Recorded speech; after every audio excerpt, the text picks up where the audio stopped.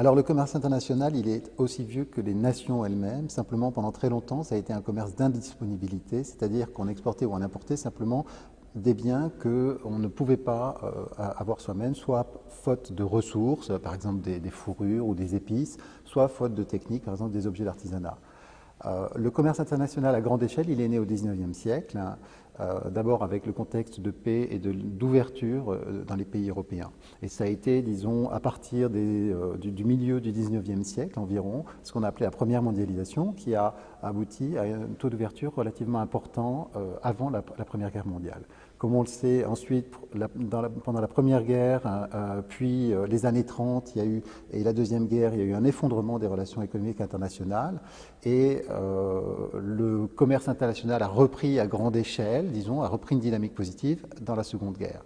Comment est-ce qu'on peut caractériser ça? Dans un premier temps, il a d'une part bénéficié d'un cadre institutionnel plus favorable avec les accords internationaux, donc le GATT en particulier, l'accord général sur le commerce et les droits de douane, qui a fourni un cadre dans lequel essentiellement les pays riches ont libéralisé leur politique commerciale les uns vis-à-vis des autres.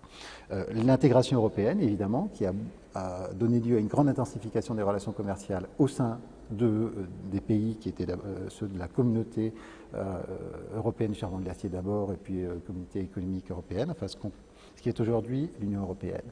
Et puis, le gros coup d'accélérateur, en fait, il a été lié à un changement technologique, c'est le développement des conteneurs, ce qu'on a appelé la révolution de la conteneurisation, qui a énormément amélioré l'efficacité des transports à longue distance et qui a énormément abaissé le coût d'expédition. Et donc, ça s'est vraiment multiplié à grande échelle à partir du milieu des années 60.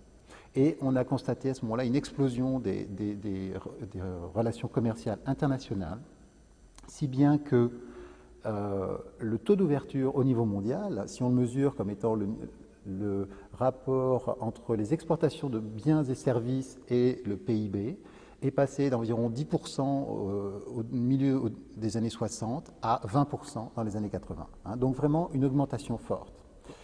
C'est d'ailleurs seulement en 1980 finalement qu'il a retrouvé ou dépassé le niveau ce taux d'ouverture, le niveau qu'il avait avant la Première Guerre mondiale. Ensuite, dans les années 80, on a eu une certaine stabilité, et puis une deuxième révolution finalement à partir du début des années 90, qu'on peut essentiellement ramener à deux facteurs.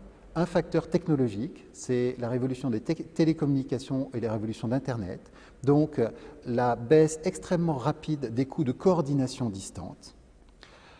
Et puis une deuxième révolution qui est géopolitique, c'est la chute du rideau de fer et donc l'entrée des pays ex-communistes dans l'économie mondiale, d'une part, et d'autre part, et encore plus important, l'entrée de la Chine dans l'économie mondiale. Et donc tout ça, de nouveau, a fait passer une nouvelle marche. Le taux d'ouverture mondial, qui n'avait pas bougé dans les années 80, il était encore en 1993 de 18%. En 2008, il atteignait 30%. Donc on est passé à un niveau d'intégration bien supérieur.